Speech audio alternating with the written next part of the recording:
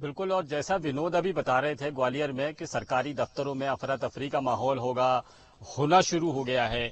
और नए आदेश कौन से पेंडिंग आदेश है उनको कैसे पूरा करना है, राशियां जो पेंडिंग है उसको कैसे, क्योंकि ये फाइनेंशियल ईयर एंडिंग भी है, इसी दौरान में सारी राशि को खर्च करना भी है। राज्य शासन ने आदेश निकाल दिया है कि 31 मार्च से पहले अपना बजट जो है वो खत्म कर दे, अदरवाइज वो लैप्स हो जाएगा, 1 अप्रैल के बाद में वो नया बजट हो जाएगा।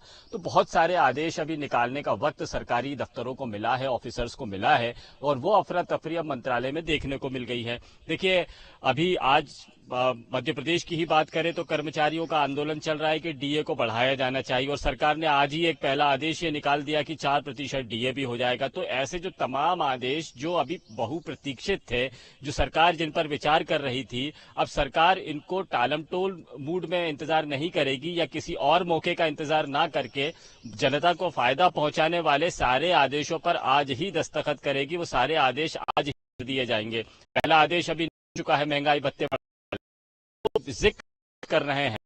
सरकारी भरपूर मौका है कि वो आज पूरे वक्त में बैठ जाएं और सारे सरकारी आदेश निकाल दें।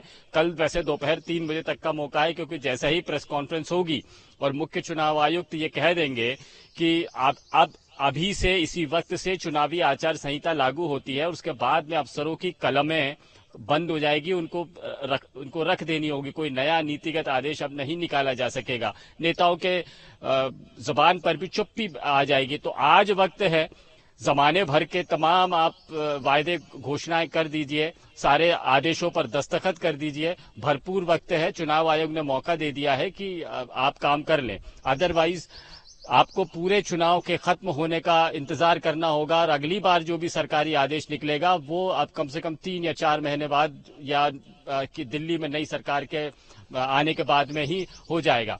तो देखिए, चुनाव आयोग की जिस तरह से तैयारी है उसको देखते हुए नहीं लगता है कि कुछ और तैयारियों की जरूरत है जिससे ज्यादा चरणों में इलेक्शन हो जाए। इस इलेक्शन में एक अहम बात यह भी होगी, जो पूरा देश का मतदाता और नागरिक इंतजार कर रहा है, कि क्या जम्मू कश्मीर और लद्दाख में भी इस बार इलेक्शन होंगे। 370 के बाद में के हटने के बाद में जब यहां पर राष्ट्रपति शासन लागू हुआ, तो अब क्या मतदान के जरिए चुनी हुई सरकारें इन जगहों पर भी आएंगी। तो लद्दाख और जम्मू कश्मीर का इंतजार भी रहेगा कि कल चुनाव आयोग जब ऐलान करे तो जम्मू कश्मीर और लद्दाख के मामले में क्या जानकारी देता है। यहां पर चुनाव आयोग ने अपनी तैयारी ऑलरेडी कर ली थी। अगर कोई कमी पेशी रह गई होगी जिसमें चुनाव नहीं कराए जा सकते हैं, तब बात अलग होगी। लेकिन अगर तैयारियां भरपूर है, चुनाव आयोग संतुष्ट है, प्रशासनिक अमला अगर तैनात है, तो यहां पर भी इलेक्शन हो सकते हैं, जो देश के इतिहास की एक बड़ी घटना होगी कि जम्मू कश्मीर और लद्दाख में राष्ट्रपति शासन के बाद 370 के हटने के बाद में एक नई सरकार होगी।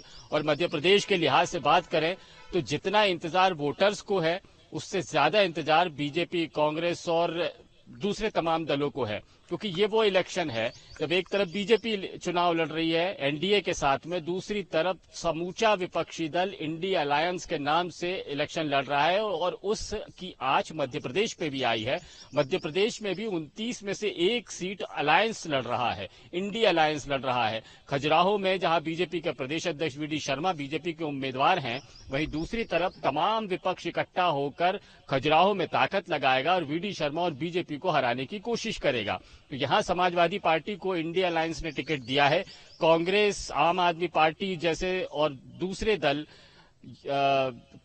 समाजवादी पार्टी के उम्मीदवार को समर्थन करेंगे, उनके पक्ष में प्रचार करते हुए दिखाई देंगे। तो मध्य प्रदेश के लिहाज से भी ये एक बहुत अलग तजुर्बा होगा कि समाजवादी पार्टी का झंडा सबसे ऊपर लहराएगा और कांग्रेसी और आम आदमी पार्टी के झंडे उसके नीचे रह के, और सारे नेता उनके साथ में रह के बीजेपी का विरोध करेंगे। ये चुनावी अभी तक तो अलग अलग मंच साझा किए हैं, लेकिन चुनाव में ये मंच साझा करने वाली तस्वीरें मध्य प्रदेश के लिए पहली बार होगी। इंडिया अलायंस यहां पर इलेक्शन लड़ेगा।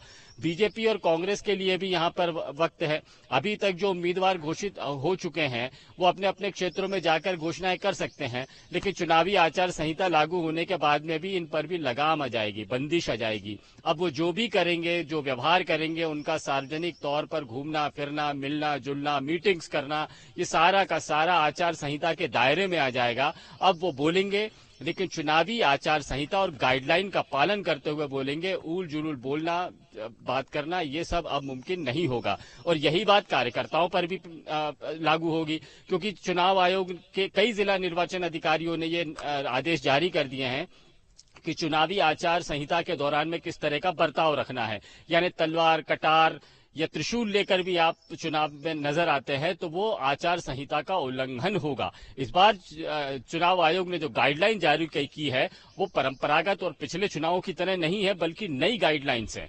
तो इन नई गाइडलाइंस में भी कौन सी चीज बताई गई है उस पर भी ध्यान रखना होगा। और इन राजनीतिक दलों के से अगर जरा भी चूक होगी, क्योंकि अगर उन्होंने तलवार, त्रिशूल या कटार हाथ में लेकर चुनाव प्रचार किया तो वो चुनावी आचार संहिता के उल्लंघन में आ जाएगा। और ऐसे में राजनीतिक दल की मान्यता भी खत्म होती है, चुनाव भी कैंडिडेट का रद्द किया जा सकता है, जैसी जो कार्रवाइयां हैं वो चुनाव आयोग कर सकता है।